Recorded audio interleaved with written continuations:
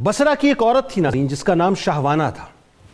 بہت گناہ گار، انتہائی سیاہ کار عورت تھی. یعنی عالم یہ تھا کہ بصرہ کے لوگ جب سنتے تھے کہ شہوانہ کا گزر اس سڑک سے یا اس جگہ سے ہونے والا ہے، وہ اپنا راستہ بدل دیا کرتے تھے. یعنی اس حد تک اس سے خوف میں مبتلا رہتے تھے کہ کہیں ایسا نہ ہو کہ اس کی نحوست ہم پر پڑ جائے، یا خدا نخواستہ کوئی ہمیں اس کے ساتھ دیکھ لے یا اس کے ساتھ چلتا ہوا دیکھ لے تو ہماری عزت پر کوئی اسپاٹ نہ آ جائے. اتنی یعنی ناظرین اس کی بدنامی تھی.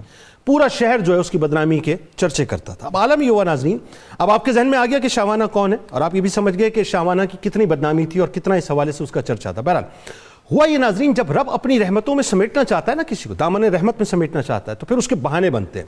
ایک مرتبہ ہوا یہ کہ وہ کسی کام سے نکلی، اس کے ساتھ اس کی کنیزیں بھی تھیں، تو ایک وائس خطاب فرما رہے تھے. تو خطاب ہو رہا تھا قبر اور حشر کے اوپر. تو بہت یعنی اس وقت گریا تھا لوگوں کے اوپر، لوگ زاروں قطار رو رہے تھے، قبر اور حشر کی بات چل رہی تھی. تو شہوانہ چلتے چلتے اچانک رک گئی، اور رکنے کے بعد پردے میں سے وہ خطاب سننے لگی.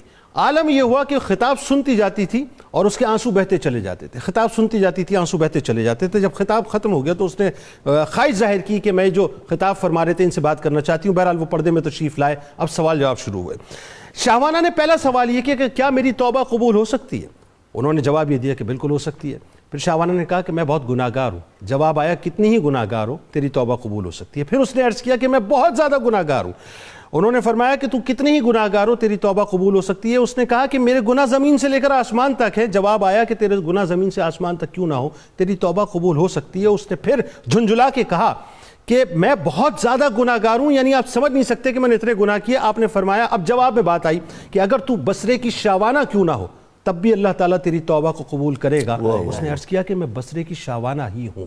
تو آپ نے جواب میں فرمایا کہ بس رب کی رحمت کو پکار، بے شک اللہ تعالیٰ تیری توبہ کو قبول کرے گا. یہ جملے سننے تھے ناظرین. اس نے اپنی کنیزوں کو آزاد کیا، جتنا مال کمایا تھا سب اللہ کی راہ میں خرچ کیا. تاریخ یہ لکھتی ہے کہ 40 دن کے بعد اللہ تبارک و تعالیٰ نے اس کی زندگی کو ایسا تبدیل کیا کہ جو بصرہ اس کی نحوست کی وجہ سے اس سے دور بھاگتا تھا، وہی بصرہ پکار کے کہتا تھا کہ اگر وقت کی ولیہ کو دیکھنا ہے تو شہوانہ کے پاس جاؤ. یہ ہے اللہ کی رحمت جو اپنے آپ کو منوانے پہ آتی ہے اور بندے کو اپنی دامن میں سمیٹنے پہ آتی ہے تو پھر اس کا مقام کچھ اور بنا دیتی ہے.